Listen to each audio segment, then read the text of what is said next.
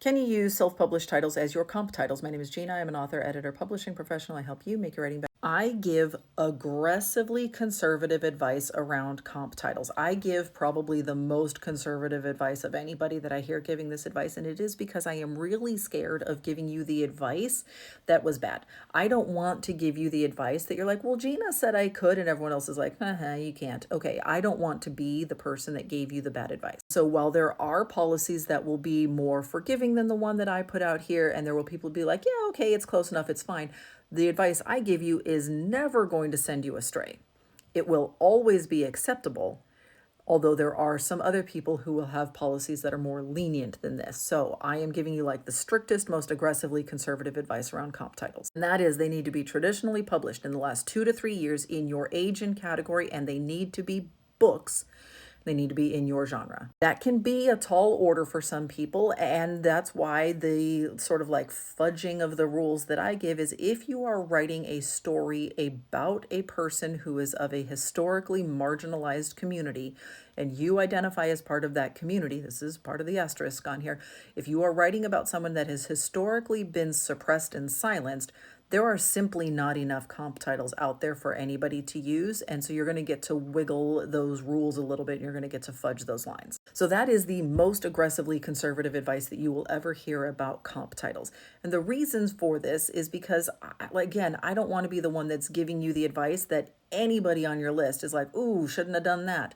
You're going to be able to follow everybody's rules with this. The reason why I say only traditionally published titles is because self-published authors have a lot more flexibility when it comes to building their readership. They could have built up a huge readership on Wattpad. They could have built up a huge readership on other fan fiction sites. They could have given their books away for free for the first 2 years. They could have done a strategic pricing model in which the first book was free, the second one was 99 cents, and so on and so forth in order to hook you in. They could have serialized the novel originally. They can do all kinds of things that traditional publishing is unwilling or unable to attempt in order to gain a readership. Self-publishing has a lot more flexibility. They don't have anybody's salaries to pay. They don't have rent on New York offices to pay. They do not have the overhead. They do not have stakeholders and shareholders. They simply do not have as many places for that money to be promised to.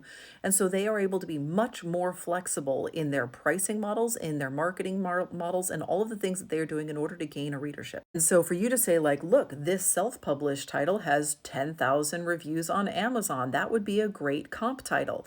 But traditional publishing doesn't know how many of those 10,000 reviews were off of free copies. How many of those readers were reached via newsletters that traditional publishing isn't going to let you publish that much of your book for free? And so it's not comparative. You were not comparing a traditional publishing deal to a traditional publishing deal. A traditional publishing wants to turn a profit right from the get-go. Self-publishing is willing to run at a deficit for a really long time because their end goal is to reach as many people as possible, not necessarily to turn a profit on New York City rent.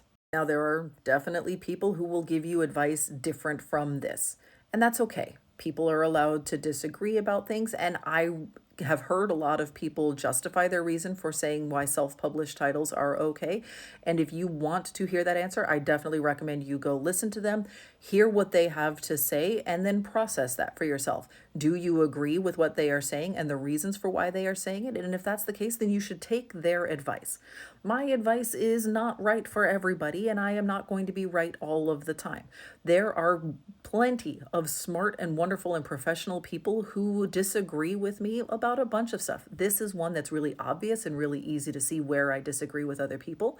And if you do not like my advice, then don't take it.